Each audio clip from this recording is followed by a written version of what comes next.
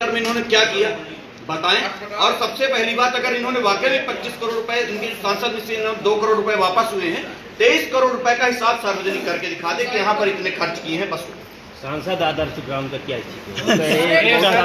सांसद आदर्श ग्राम तो तालाब नहीं है, उसकी तो ऐसी हालत है सांसद आदर्श ग्राम में कि न रोडे हैं, न कहीं तालाब है, न कहीं कुछ है। जिस तरह से सांसद आदर्श ग्राम को होना चाहिए था, उससे कहीं कहीं मूलभूत सुविधाओं से बहुत दूर है। वहाँ के लोग 2-2, 3-3 किलोमीटर दूर तक पानी लेने के लिए जाते हैं और कैसी हालत में पानी पीने का लेके आते हैं। अब इसके बारे में तो आप खुद भी वहाँ छात्र में जाकर देख सकते हैं। ये अभी ये कह रहे तो सांसद आदर्श ग्राम में सरपंच आत्महत्या कर रहे हैं, वो भी कांग्रेस पार्टी के कारण। इनको ये जानकारी होनी चाहिए, कोई भी मृत्युकाली कथन है इनके पास, विधि की बात करें, ये जांचकर्ता अधिकारी नहीं है। जांच हो जाने दे पूरे प्रकरण की। कांग्रेस पार्टी मांग करती है कि पूरे प्रकरण की जांच कराएं। अगर घोटाले उजागर करने में कांग्रेस पार्टी के आरोप लगाते हैं कि वहां उनका नेता पहुंचा और वो सुसाइड कर ली, एक भी टाइम डिक्लेरेशन दिखा दें। लॉ ऑफ एविडेंस में यह कथन है कि मृत्यु होने के दौरान कोई भी व्यक्ति कहता है कि मैं प्रताड़ित हुई थी और मैं इनके प्रताड़ना से तंग आकर मृत्यु करती हूँ, लेकिन जब इनके पास कोई जांच ऐसा नहीं है, कोई दस्तावेज नहीं है, तो ये झूठ बोलना बंद करें। दूसरी चीज, सीधी सांसद महोदय जिला पंचायत अध्यक्ष के मकड़े में अतिक्रमण की थी और उसका हम लोगों ने उसका बकायदा हम लोगों ने घेराव किया। घेराव करने के बाद कलेक्टर ने कहा कि मैडम आप बंगला छोड़ दीजिए, नहीं छोड़ी। वहां से जिला पंचायत अध्यक्ष वहां से आते हैं, वो युवा जिला पंचायत अध्यक्ष हैं, हालांकि वो भारतीय जनता पार्टी के हैं, लेकिन पीड़ा होती है कि जनप्रतिनिधि है, वो बेचारा कुछ दिन तक सर्किट हाउस में रहता था, उसके बाद वहां से आ रहे हैं, अप डाउन कर रहे हैं। क्या मजबूरियां हैं, क्या दिखाना चाहते हैं, क्या यही विकास है? अगर आप सड़क की बात करते हैं कि आज से 10 या 15 साल पहले ऐसी थी, तो सड़कें नहीं थी क्या? सड़कें दिग्विजय सिंह के शासनकाल में, उसके पहले सड़कें बनी थी। सड़कों में पट्टी लगा देने से उसमें आपका नहीं हो जाता है। विकास की परिभाषा ये कहाँ से पढ़ के आए? जरा इनसे पूछिए, जरा पूछिए एक बार कि विकास की परिभाषा ये कहाँ से पढ़े?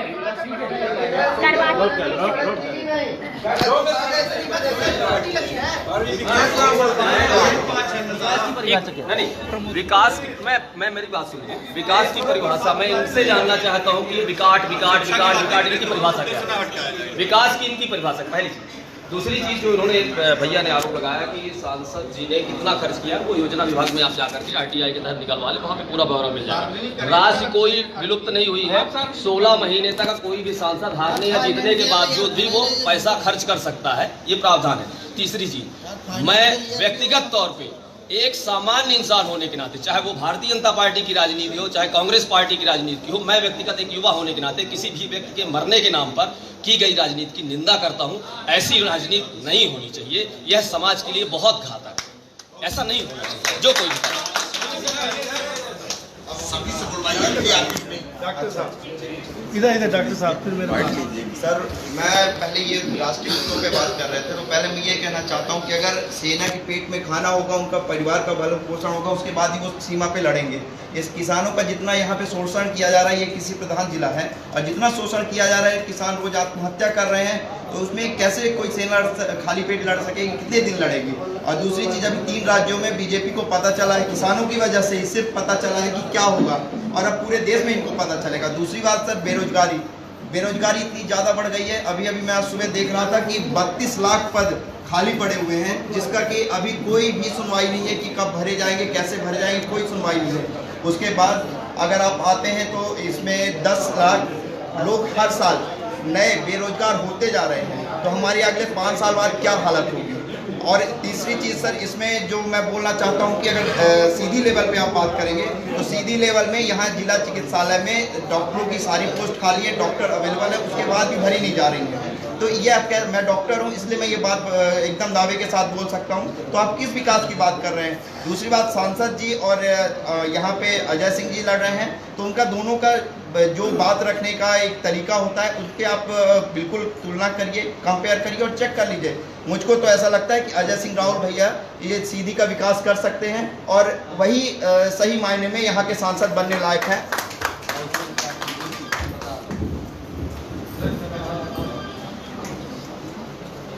क्या कहेंगे? बेरोजगारी, स्वास्थ्य, शिक्षा, ये सब यहाँ पे नहीं है कुछ भी। देखिए, आज़ादी के बाद लगभग 50 सालों तक कांग्रेस की सरकार रही है, चाहे देश की सरकार हो चाहे प्रदेश की सरकार हो। लेकिन इस 2003 के बाद मध्य प्रदेश में भाजपा की सरकार आई, उस 15 सालों में गांव, गरीब, मजदूर, किसान, महिला सब खुशहाल हुए। सबके बारे में चिंता की गई है, सबका विकास हुआ है। चाहे स्वास्थ्य की बात करें आप, चाहे शिक्षा की बात करें आप, चाहे बेरोजगारी की बात करें आप, हर क्षेत्र में भारतीय जनता पार्टी ने काम करने का प्रयास किया है। 5 सालों में आप नरेंद्र मोदी जी का कार्यकाल देख लीजिए। उन्होंने गरीबों को मकान देने का काम किया, उन्होंने गरीबों को गैस देने का काम किया, उन्होंने बिजली की व्यवस्था की, उन्होंने आयुष्मान भारत योजना के तहत 5 लाख रुपए तक का गरीबों का मुफ्त में इलाज कराने की व्यवस्था की। अब इससे अच्छा प्रधान सेवक हमको कैसे मिल सकता है? सीधी जिले में कितने लोगों को रोजगार चाहिए? रोजगार के लिए हमारे रीवा सीधी के जो बॉर्डर है, एशिया का सबसे बड़ा सौर ऊर्जा का प्लांट लगाया गया है। निश्चित रूप से मैं मानता हूँ सीधी और रीवा जिले की हमारे युवाओं को वहाँ पर रोजगार मिलेगा। साथ ही सीधी शहरी क्षेत्र में के अंतर्गत जो सिगरौली में हमारे प्लांट लगे हुए हैं, वहाँ भी बहुत सारे युवाओं को रोजगार मिला है। तो आगे भी इस रोजगार के क्षेत्र में भारतीय जनता पार्टी, हमारे सीधी जिले के सांसद उसके लिए भरपूर प्रयास करेंगे कि हमारे सीधी जिले के युवाओं को अधिक से अधिक रोजगार मिले। ये भारतीय जनता पार्टी के कार्यकाल में शासन नहीं संभव है। 50 सालों तक कांग्रेस पार्टी ने राज किया है। आप एक भी उनके विकास का काम बता दीजिए। 10 सालों में दिग्विजय सिंह ने मध्य प्रदेश की दुर्दशा की थी, शायद ऐसा कोई मुख्यमंत्री होगा जो उनको कभी माने मध्य प्रदेश जनता याद करेगी। शिक्षा के लिए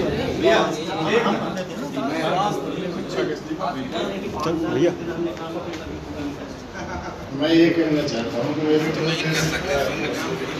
उनके डिबेट सुन रहा था, विकास के नाम पर 5 साल में ऐसा कोई भी एक काम सांसद महोदया ने किया हो तो फिर उनको अपने काम के आधार पर वोट मांगने में शर्म क्यों लगती है? वो अपने काम बता के वोट नहीं मांगती है। मोदी जी को प्रधानमंत्री बनाना, मोदी जहां से लड़े होंगे वहां के लोग मोदी को वोट देंगे कि न देंगे फैसला वो करेंगे। यहाँ लोग रीति पाठक और अजय सिंह राहुल का फैसला करेंगे। यहाँ रीति पाठक से एक सवाल है कि 25 करोड़ रुपए आपको 5 साल में सीधी के विकास करने का मिला। आप में साहस है, आप में नैतिकता है, आप में ईमानदारी है, तो श्वेत पत्र जारी करिए, जनता को हिसाब बताइए। अभी थोड़ा सा रुकिए, मैं करवाही गांव गया था, जो बात आई थी आदर्श ग्राम, एक गांव को उन्होंने गोद लिया था मॉडल विलेज बना के प्रस्तुत करने का। जितनी बेरहमी से आदर्श ग्राम का खून चूसा गया है हिंदुस्तान के अंदर एक उदाहरण है। मैं वहां गया, एक बोर्ड लगा था 12 लाख का वृक्षारोपण का। जब मैंने वहां गांव वाले से पूछा कि एक भी वृक्ष नहीं, अवशेष नहीं मिले वृक्ष के, उन्होंने कहा कि वृक्ष नहीं लगाए गए थे और वृक्ष नहीं लगाए गए थे, केवल ये बोर्ड लगाया गया था, गड्ढे खोदे गए थे। इसके बाद फिर उन्होंने बताया कि इस वृक्ष की तकवाई के लिए भी पैसा खाया गया है, इस वृक्ष की सिंचाई के लिए भी पैसा खाया गया है। एक भी टोटी नहीं, एक भी जाली नहीं, और वहाँ के लोगों को बदनाम करते हैं सांसद कि टोटी गांव वाले चुरा ले जाते हैं, जाली गांव वाले चुरा लेते हैं। और सुनिए, जो वहाँ हत्या हुई है, उस आत्महत्या में मुझे तकलीफ है, मेरी संवेदना है उस परिवार के पास, लेकिन मैं जल्दी से जल्दी चाहता हूं कि उसकी खुलासा हो। वो संदिग्ध है, उसमें भी पैसे का लेन देन है और उसको रास्ते से हटाया गया है। इसका खुलासा 1-2 दिन में होने वाला है।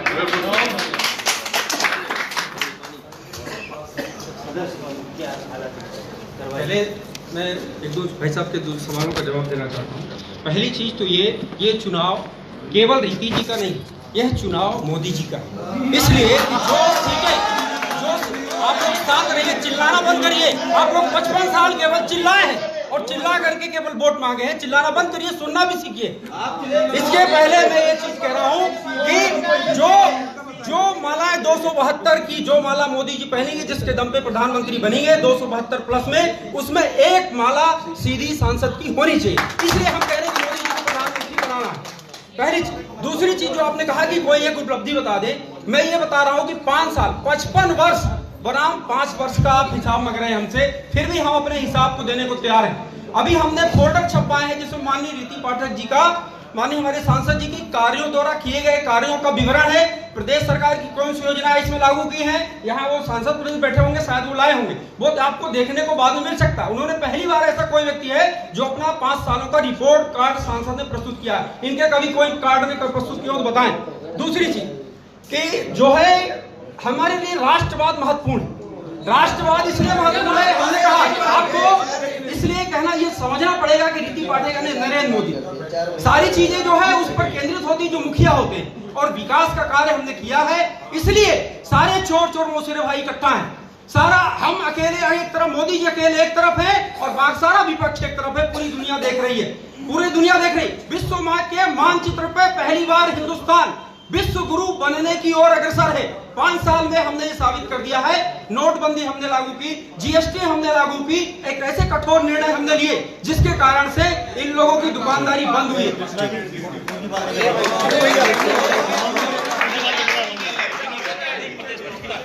मैं अपने भाजपा के मित्रों से पूछना चाहूंगा कि राष्ट्रवाद को वो किस श्रेणी में रखते हैं?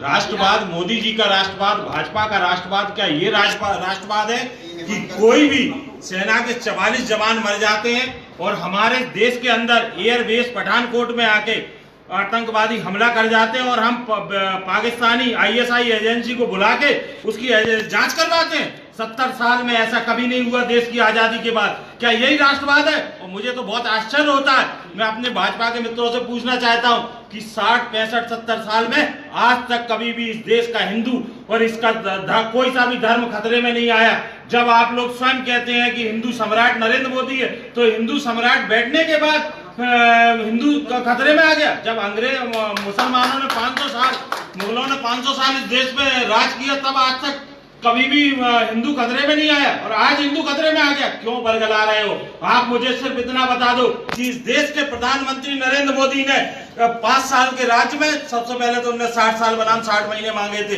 परंतु वो भी एक जुमला निकला। मैं ये जानना चाहता हूँ कितने रोजगार दिए मोदी जी ने 5 साल के अंदर? क्या नोट की स्थिति है? अपने भारतीय मुद्रा की किसी भी देश की स्थिति, किसी भी देश के आकलन उसकी आर्थिक मुद्रा के अनुरूप होता है। आकलन उसका आर्थिक मुद्रा के अनुरूप होता है। आज देश की आर्थिक मुद्रा की स्थिति बदहाली से बदतर होती चली जा रही। विश्व में आर्थिक दृष्टि से देश की कितनी बुरी हालत है ये सब जानते हैं। चाहे आर्थिक, चाहे भारतीय शासकीय उपक्रम देख लीजिए, बीएसएनएल हो, पोस्ट ऑफिस हो, कोई भी हो, सब बंद होने की कगार पे जा रहे हैं। चाहे आप प्राइवेट उपक्रम देख लीजिए, चाहे अभी हाल ही में जेट एयरवेज बंद हो गया।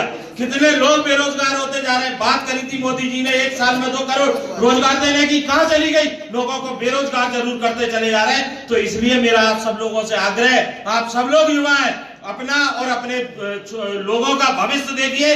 ये झूठे राष्ट्रवाद से किसी को बरगलाइए मत। अभी लोग जो स्थानीय मुद्दे बोलते हैं सांसद जी ने विकास नहीं किया।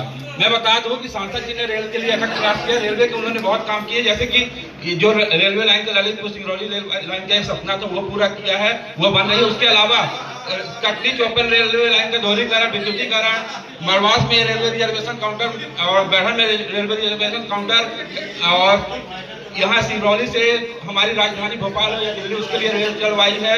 बरगामा में ओवरब्रिज करवाया है। उसके अलावा नवोदय विद्यालय की स्वीकृति हमारे सिंगरौली में दिलवाई है। महुआर नीलकंठ मंदिर में चले जाएंगे 1 करोड़ की उन्होंने अपने प्रयास से रोड बनवाई है। गड्डी मार्ग में 39 करोड़ की रोड बनवाई है। उसके अलावा 500 से ज्यादा हैंडपंप दिए हैं। CSR फंड को ला के सीधी में 200 भी हैंडपंप दिए हैं। यहाँ अस्पताल में चले जाएंगे, उन्होंने एम्बुलेंस कई दी है, लॉन्ड्री मशीन दी है, नर्सों की भर्ती कराई है और चौतरफा विकास किया। किसी क्षेत्र को छोड़ा नहीं है। ये बोल रहे हैं कि कोई विकास नहीं किया। आप बताइए कौन सा विकास चाहते हैं? लॉटरी कार्ड चाहते हैं कि डायरा कार्ड चाहते हैं?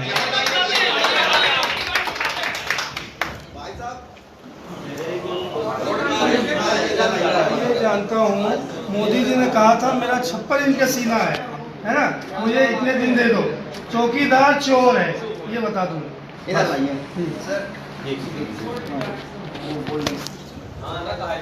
साहब एक हट के मैं बात कर रहा हूँ राजेश सर, यहाँ क्या स्थानीय मुद्दे की आवश्यकता है? यहाँ पे मूलभूत समस्या क्या है? एक सामाजिक कार्यकर्ता और पत्रकार होने के नाते मैं यहाँ किसी दल की नहीं, अपने दिल की बात करूँगा और समाज की बात करूँगा। लेकिन सीधी जिले का विकास एक सतत प्रक्रिया है, ये सभी लोग जानते हैं और आवश्यकता के अनुसार विकास किया जाता रहा है। और लेकिन दुर्भाग्यपूर्ण यहाँ रहा है, विकास तब संभव होता है, समग्र विकास किसी भी जिले का, किसी भी क्षेत्र का तब संभव होता है कि जब वहाँ सत्ता और विपक्ष के जनप्रतिनिधि जनता की भावनाओं को समझते हुए, जनता की आवश्यकता को समझते हुए, क्षेत्र की समस्या को समझते हुए, उनके मंशा अनुरूप, उनकी मांग अनुरूप एकजुटता के साथ दलगत राजनीति से ऊपर उठ के अगर क्षेत्र के विकास के लिए सोचेंगे, तभी क्षेत्र का सर्वांगीण विकास हो पाएगा। लेकिन दुर्भाग्यपूर्ण है सीधी जिला, जहां सत्ता पक्ष भी कई बार ऐसा देखने में आया, सत्ता पक्ष के लोग आपस में लड़ते रहे अपने अहम की राजनीति के लिए, अपने श्रेय लेने की राजनीति के लिए सीधी जिले के विकास को अवरुद्ध किया है। मैं चाहूंगा कि जो कोई भी सांसद बने, चाहे जिस दल का भी सांसद बने, सांसद ऐसा होना चाहिए जो जनता की मांग आती है, जो जनता की समस्याएं आती है, उनको सभी जनप्रतिनिधि एक मत से दलगत राजनीति से ऊपर उठ के अगर क्षेत्र का विकास करेंगे तो नो डाउट जो समस्याएं बढ़ी हुई हैं वो समस्याएं दूर होंगी। जहां तक अभी सभी दल के लोग बता रहे थे कि रेल का सपना बहुत पहले का है, तो इस बात को नकारा भी नहीं जा सकता है। रेल के लिए पूर्व के जो जनप्रतिनिधियों ने प्रयास किया, लेकिन जिस रूप से प्रयास होने चाहिए उस रूप से प्रयास नहीं हुए थे। लेकिन वर्तमान सांसद के द्वारा इस बात को मैं दलगत राजनीति से ऊपर उठ के कहना चाहूंगा कि वर्तमान सांसद के द्वारा इसके लिए प्रयास किया गया है और जो काफी हद तक और आगे भी जो कोई भी सांसद बने, अगर उसको उसी गति से अगर प्रयास किया जाता रहेगा तो भविष्य में सीधी में रेल देखने को मिलेगी और क्षेत्र का सर्वांगीण विकास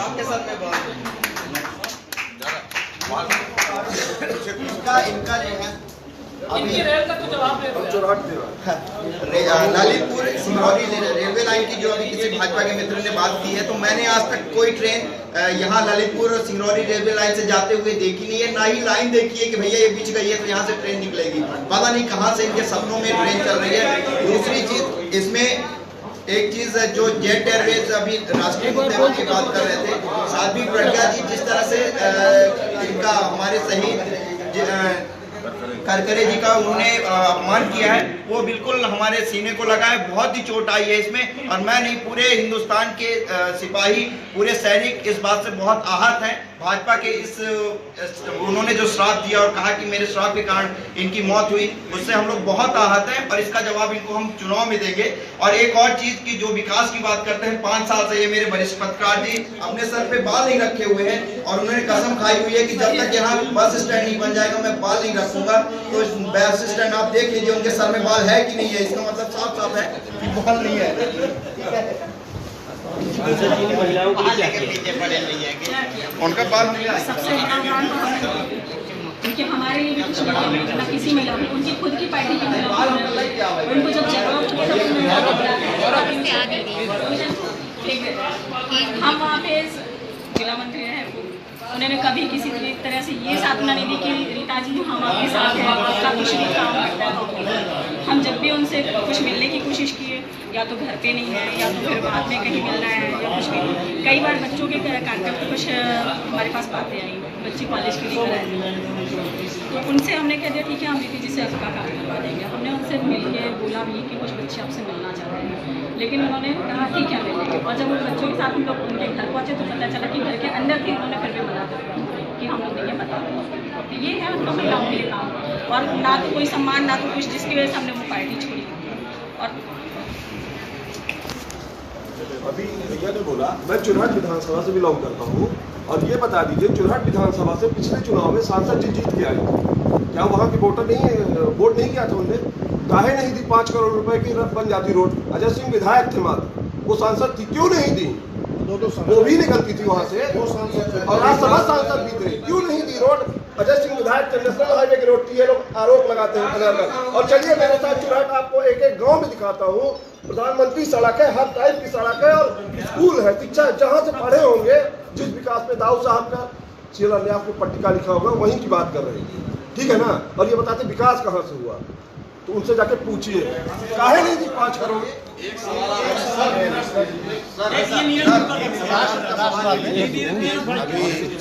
हमारे भाई लोग आप सब चुप हो जाइए प्लीज, बहुत बहस कर रहे हैं अजय भैया बोल रहे हैं, लेकिन विकास हुआ है, ये आपने भी स्वीकार किया है कि विकास हुआ है।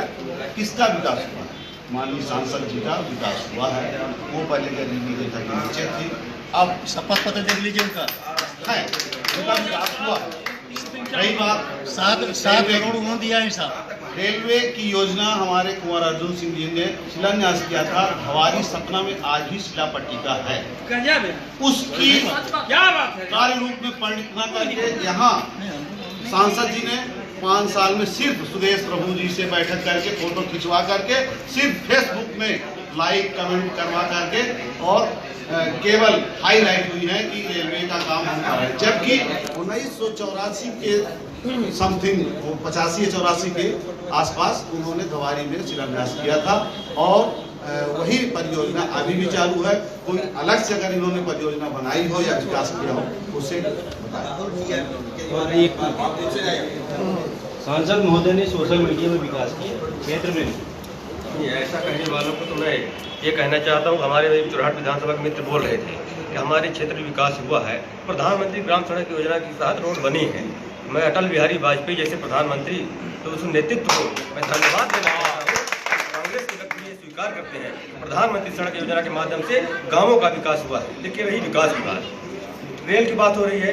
जो रेल की बात बोलने की रीति पाटिल ने कुछ नहीं किया। मैं बताना चाहता हूँ जब श्रीमती इंदिरा गांधी जी हमारे देश की प्रधानमंत्री थी तो हमारे विभिन्न प्रदेश के सभी सांसद एक साथ होकर के उनके पास गए थे कि हमारे ललितपुर सिरौली रेलवे लाइन की हमारी बहुत पुरानी मांग है, इसलिए आप मदद करवाइए। उन्होंने सीधे से ललितपुर सिरौली रेलवे लाइन की अवधारणा की को नकार दिया था। फिर जब 1998 में पंडित अटल बिहारी वाजपेयी जी हमारे देश के प्रधानमंत्री बने, उस समय पर हमारे झांसी की सांसद उमा भारती जी थी। उमा भारती जी के नेतृत्व में हमारे वृंद के सभी सांसद ने वहाँ जाकर के जब अटल बिहारी वाजपेयी जी से बात की तब उन्होंने कहा कि मैं 3 फरवरी 1999 को झांसी में आकर के खजुराहो में ललितपुर सिरौली रेलवे लाइन का शिलान्यास पंडित अटल बिहारी वाजपेयी ने किया। उसके बाद किसी ने रेलवे के लिए किया है, तत्कालीन रेल मंत्री थे मधु दंडवते जो रेलवे के लिए काम के लिए वहाँ सीधी आए थे। मानस भवन के पास जहाँ जय स्तंभ बना हुआ है वहाँ पे उन्होंने काम किया था, उन्होंने शिलान्यास किया था। साथियों, इसके बाद जो ललितपुर सिरौली रेलवे लाइन के लिए जो काम किया गया है, तत्कालीन हमारे पूर्व सांसद गोविंद मिश्रा जी उन्होंने पिछले बार बजट का आवंटन करा करके वहाँ पे मुआवजे वितरण काम करवाया। तो उसके बाद मैं कहना चाहता हूँ आदरणीय रेती पाठक ने इस 50 सालों में कांग्रेस के लोगों ने जो नहीं किया वो करके दिखाया है। आगे आने वाले समय 5 साल के अंदर सीधे हमारे रेल हो। मेरा एक सवाल है, किसी भी क्षेत्र के लिए स्वास्थ्य और शिक्षा 2 बड़े महत्वपूर्ण 15 साल भाजपा की सरकार की माननीय सांसद महोदय लगभग 5 साल पूरे हो गए। सीधी का जिला अस्पताल लगभग 5 साल से ओटी बंद। हमारे राहुल वर्मा जी ने कहा कि स्वास्थ्य में बड़ा हुआ है, एम्बुलेंस डोनेट किया, फलाना किया, ढिमाना किया। ये मेरे साथ एक रात थे, कुछ महीनों पहले की बात है।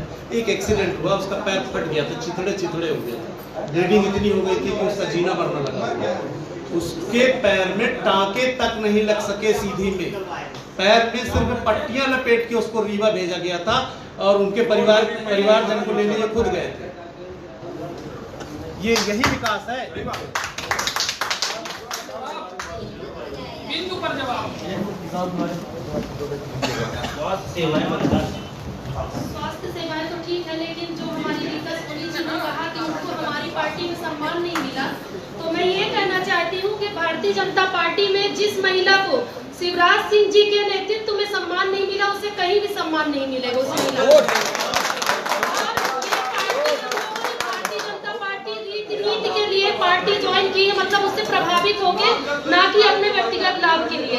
इसलिए जब तक हम लोग रहेंगे तो भारतीय जनता पार्टी में ही रहेंगे और समर्पित भाव से काम करेंगे। और विकास की भाव कहना था कि सांसद ने उपेक्षित किया, ऐसा तो हम लोग भी सांसद जी के साथ पूरा दिन का समय बिताते, हम लोग को तो ऐसा कभी भी महसूस नहीं हुआ कि सांसद जी उपेक्षित की हो। और हम भी महिला हैं, हमारे उनसे व्यक्तिगत तो कोई सांसद जी का कोई विरोध था नहीं कि मतलब सांसद जी विरोध करती रही हो तो उनसे व्यक्तिगत निकाली हो विरोध का कि उपेक्षा की हो। हम लोग भी दिन भर साथ रहते हैं उनके, हम लोगों को तो ऐसा महसूस नहीं हुआ।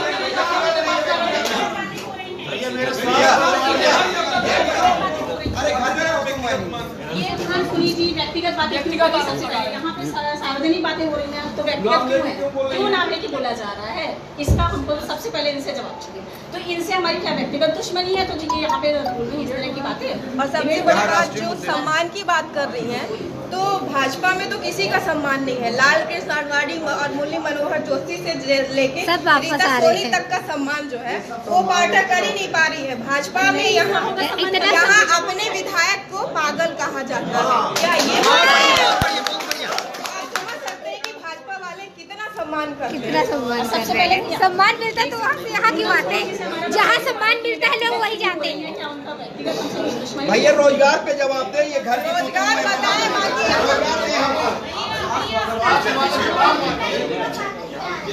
यहाँ व्यक्तिगत की कोई बात नहीं हो रही, ये पार्टी हमारा परिवार है और हमारे परिवार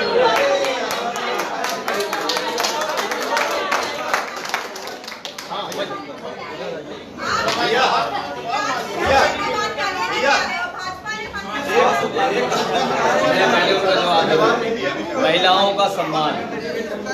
आजादी के बाद भारतीय जनता पार्टी ही एकमात्र ऐसा दल है जिसने पहली बार किसी महिला को सांसद का टिकट दिया। सांसद निर्वाचित होने के बाद उसको दूसरी बार टिकट दिया। ये महिलाओं का सम्मान भारतीय जनता पार्टी का है। इसलिए सम्मान की बात ठीक है, उनका सम्मान कहाँ पे है, इनका सम्मान कहाँ पे है, आप किस बात पे पूछ रहे थे वो बता दीजिए तो मैं अंतिम जवाब दे दूंगा। कह रहा था कि विधायक को पागल कहा जाता है, सांसद के द्वारा ये कहा जा रहा है। ये किसने कहा?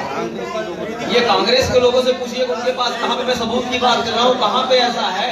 और दूसरी चीज ये है कि हमारा परिवार है, हम अपने परिवार में क्या करते हैं क्या नहीं करते, हम उनके परिवार की बातें करने लगेंगे तो वो बेपर्दा हो जाएंगे साहब। इसलिए उनका परिवार नहीं, इसलिए हमारा परिवार।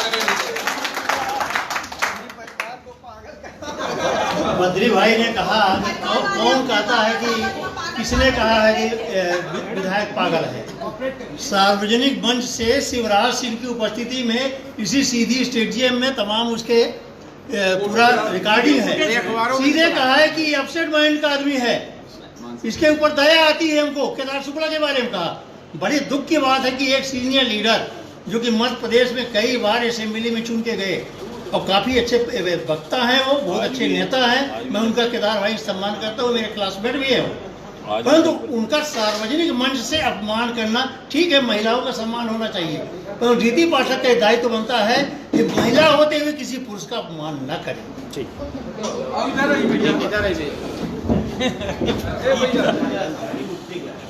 स्थायी मुद्दे हैं यहाँ पे सबसे बड़ा 15 साल से भाजपा की सरकार थी, युवाओं को सबसे ज्यादा छला गया है। आप देख रहे हैं कि भाजपा सरकार में अगर सबसे ज्यादा किसी की नौकरियां गई हैं और सबसे ज्यादा अगर किसी को बेरोजगार किया गया है वो युवा है। और जो ये महिला की बात कर रहे हैं तो आप देख रहे हैं कि महिला जब तक 15 साल तक महिला उत्पीड़न में मध्य प्रदेश नंबर 1 पे था, कुपोषण के मामले में मध्य प्रदेश नंबर 1 पर था। तो यहाँ ये लोग मुद्दों से भटकना चाहते हैं। आज ये विकास की बात नहीं कर रहे। 2 महीने कांग्रेस की सरकार बनी हुई है, सीधी की आप स्थिति देख लीजिए, जिला अस्पताल देख लीजिए, पार्किंग की व्यवस्था देख लीजिए, फसल ऋण माफी की किसानों की ही हुए देख लीजिए। हमारी कांग्रेस पार्टी सिर्फ मुद्दों की बात करती है और विकास की बात करती है, और जो भाजपा सरकार है ये जाति की बात करती है कि नहीं, और व्यक्तिगत बातें करती है। इसमें तो विकास से दूर दूर तक इसका कोई नाता ही नहीं। हिंदू मुस्लिम की बात करते हैं। हाँ वही जातिवाद जातिवाद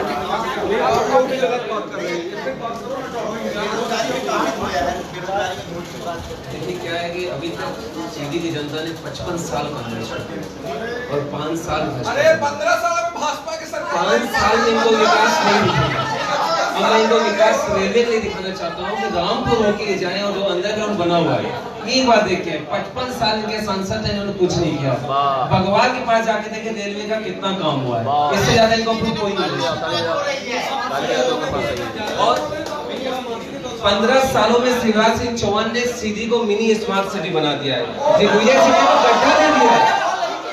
और आप बोलते हो आपका 2 महीने हुआ है, कमलनाथ की मैं आपसे एक क्वेश्चन करना चाहता हूँ कि मेरी बात सुनिएगा, मेरी बात सुनिएगा, 2 महीने में कमलनाथ के पीए के पास इतने पैसे कहाँ से आ गए? यही तो भ्रष्टाचार है। 298 करोड़ 2 महीने में। 15 साल में आप एक प्रूफ दिखा दीजिए कि भारतीय जनता पार्टी का कोई कार्यकर्ता के ऊपर कोई इल्जाम लगाओ। कहानी मुझे बात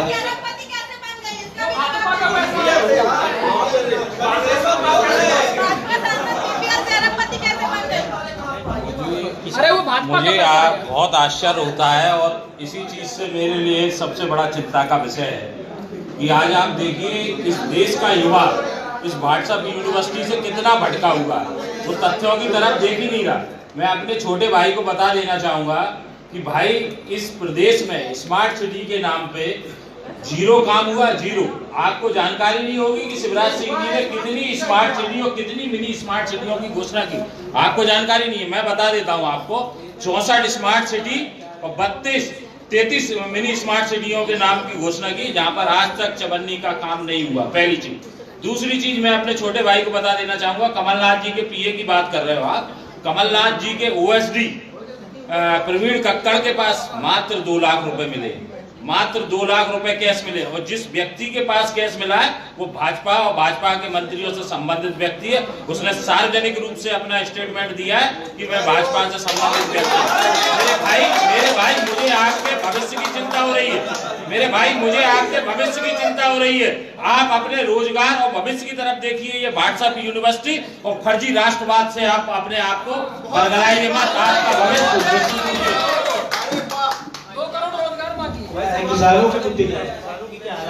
किसानों के मुद्दे देखिए, पिछले 15 साल से बीजेपी की सरकार यहाँ प्रदेश में थी और 5 साल से केंद्र में भी बीजेपी की सरकार है। किसानों की स्थिति में अत्यंत रहेंगे। यहाँ पे जो भी सिंचाई की सुविधाएं बनी थी वो श्रीमती इंदिरा गांधी और हमारे जो सिटी जिले के पूर्व प्रधानमंत्री आदरणीय कुमार अर्जुन सिंह के प्रयास से यहाँ जो बदले बने थे सिंचाई व्यवस्था हो रही है। और आज तक 15 सालों में सिटी जिले में बीजेपी ने कोई भी सिंचाई की व्यवस्था नहीं की है। समय पर न कोई खाद मिलती थी किसानों को, न बीज मिलता था। किसानों को गोलियां खाई, मनसार गोलीकांड आप सबने सुना होगा कि किसानों को शिवराज सिंह ने बुलवा दिया था, कांग्रेस का हाथ था। और तो इस तरह देश में किसानों की स्थिति अत्यंत नहीं। अभी हमारे मध्य प्रदेश के यशस्वी मुख्यमंत्री कमलनाथ जी ने किसानों का 2 लाख कर्जा माफ किया है। उसमें से अभी तक 22 लाख किसानों का कर्जा वो प्रमाण पत्र वितरित कर दिया है कर्ज माफी का। बाकी आचार संहिता के बाद ये होगा। अभी हाल ही में परसों बारिश हुई है और किसानों की फसल नष्ट हुई है, तो मध्य प्रदेश में इसी केंद्र सरकार ने कोई मुआवजा नहीं दिया, दूसरे राज्यों में मुआवजा दिया है। यही किसान का विकास अभी केंद्र ने दिया है, तो वहाँ पर केंद्र यहाँ भी देगा।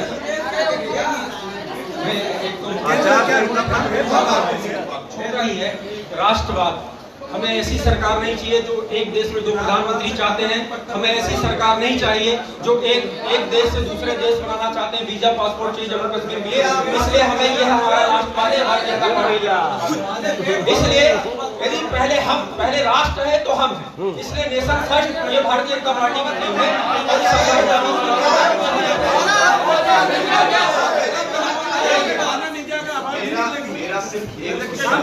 बार-बार मैं आप लोगों से बात करता हूँ, हर डिबेट में बीजेपी के लोग, भाजपा के कार्यकर्ता शिक्षा के बारे में क्यों बात नहीं करते? क्या चाहते हैं? यहाँ से हजारों हर साल हजारों छात्र एवं छात्राएं यहाँ से इंदौर एवं भोपाल शिक्षा प्राप्त करने के लिए जाते हैं। 15 साल की बीजेपी की गवर्नमेंट थी, इन्होंने किसी भी तरीके का कॉलेज क्यों नहीं खुलवाया? यहाँ पर किसी भी तरीके से इंजीनियरिंग कॉलेज या मेडिकल कॉलेज क्यों नहीं शिक्षा के लिए दिया? और अगर बात करने की बात होती है तो ये मुद्दे से भटकाने के अलावा किसी तरीके की बातें नहीं करते। अगर इनको बात करना है तो मुद्दे बात करें। शिक्षा के लिए इनके सांसद ने, इनकी सरकार ने क्या किया सीधी जिले के लिए, एक बार बताने का मुझे कभी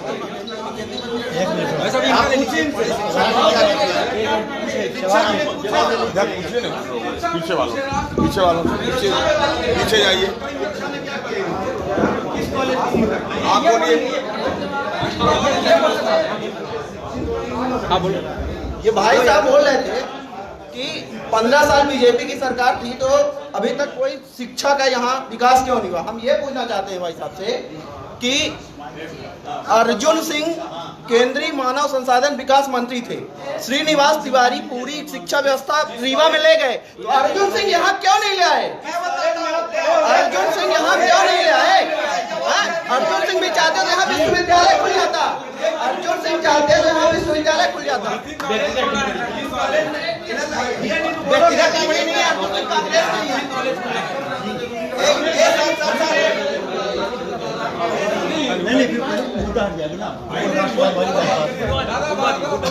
अभी भाजपा के भाई साहब बोल रहे थे राष्ट्रवाद और विकास, दो चीजों को कह रहे थे। इनका कैसा राष्ट्रवाद है ये बताएंगे हमको? मोदी जी का कैसा राष्ट्रवाद है? आजादी की लड़ाई से देखिए आप, इतने बड़े राष्ट्रवादी ये रहे हैं कि अंग्रेजों के तलवे चाटते रहे लोग। कभी भी एक भी फ्रीडम फाइटर का ये नाम बता दे कि आरएसएस या भाजपा से, उस समय तो भाजपा थी नहीं, जनसंघ था, उस संगठन के लोग फ्रीडम फाइटर एक भी आदमी राहुल बता दे हमको एक। आज ये राष्ट्रवाद की बात करते हैं और दूसरे वही कहने जा रहा हूँ। ये मंदिर बनवाते हैं ग्वालियर में नाथूराम गोडसे का, जो जिन्होंने गांधी जी की हत्या किया था, और उसको राष्ट्रवादी संज्ञा देते हैं। ऐसा इनकी राष्ट्रवाद की परिभाषा इस देश की आवाम को होना चाहिए। मेरी गुजारिश है कि ऐसा राष्ट्रवाद वो रखे रहे अपने पास। और रहा सवाल विकास का, तो जैसे अभी कॉलेज की शिक्षा के संबंध में बता रहे थे, 4 करोड़ रुपए कुंवर अर्जुन सिंह जब मानव संसाधन मंत्रालय में मंत्री थे, उस समय सीधी कॉलेज के लिए ऑटोनॉमस बॉडी के रूप में यहाँ 4 करोड़ दिया है। इतना भव्य भवन बना है, हर तरह की फैकल्टी यहाँ पे मतलब खुल गई है। तो शिक्षा के क्षेत्र में जो विकास उन्होंने किया है, तो शायद आप उसकी कल्पना ही नहीं कर सकते। शिक्षा के बारे में मैं बोलूँगा, ये रोजगार कार्यालय यहाँ से क्यों चली गई, लॉ कॉलेज क्यों नहीं खुला? आप रेलवे के बारे में, रेलवे के संबंध में जितना काम किए हैं आपने 10-10 डिसमिल की लोगों के नाम पर पट्टा रजिस्ट्री करा के और मुआवजा और नौकरी लेने के प्रयास कर रहे हैं। मतलब आपके टाइम पर बिचौलिया जा रहे हैं। लगातार इनसे पूरे डिबेट में राष्ट्रवाद आया है। मैं राष्ट्रवाद का बहुत पुजारी हूँ।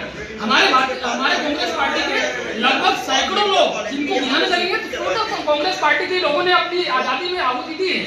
लेकिन वास्तविक बात यह है, जब ये कहते हैं राष्ट्रवाद, तो अंदर से भवक कर हंसी आती है कि तुम राष्ट्रवाद की बात करते कैसे हो? राष्ट्रवाद अगर है तो आप दिखाओ ना, चिल्लाते क्यों हो? बताओ ना, इतिहास दिखाओ ना।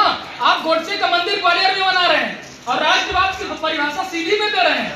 वाह वाह वाह, हास्यास्पद लगता है। बाकी बात इनसे आप बार-बार राष्ट्रवाद पर बात करेंगे, क्योंकि राष्ट्रवाद इनके लिए वोट बैंक है। वोट बैंक खिसक रहा है। और पाकिस्तान का प्रधानमंत्री कह रहा है कि नरेंद्र मोदी प्रधानमंत्री बने तो बेहतर होगा।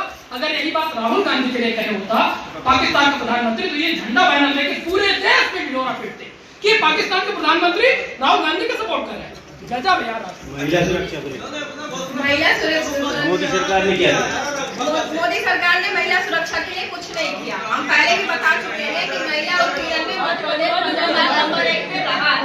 और आप चाहे शिक्षा की बात कर लीजिए, चाहे युवाओं की बात कर लीजिए, किसी भी मामले में सिर्फ इन्होंने लड़ाया है आपस में हिंदू मुस्लिम जातिवादी का देख लेगा। इनका तो इतना हो गया है जातिवादी के नाम पर कि ये अभी हमारे प्रधानमंत्री जी छत्तीसगढ़ में गए थे, तो वहाँ भी इनको अपनी जाति बताने की जरूरत पड़ गई है। आप देख लीजिए, आप कांग्रेस में देख लीजिए, किसी भी नेता ने अगर अपनी जाति को लेके जो है वो किया हो, क्योंकि हम मानते हैं कि व्यक्ति किसी जाति का है वो एक है। हम जो है सबको एक करने की, कांग्रेस पार्टी ने हर धर्म के लोगों को एक करने की कोशिश की है और भाजपा ने हर धर्म को अलग अलग करने की कोशिश की है। आप इनसे विकास मत पूछिए, इनसे राष्ट्रवाद की बात कराइए। जिन्होंने एक कतरा खून नहीं बहा है, वो राष्ट्रवाद की बात करते हैं। इनके सांसद महोदया जो अभी ये बोल रहे थे कि इतना पैसा कहाँ से आया, ये बताएं कि इनके सांसद महोदया बीपीएल से अचानक अरबपति कैसे हो गए? इनसे इस बात का जवाब नहीं।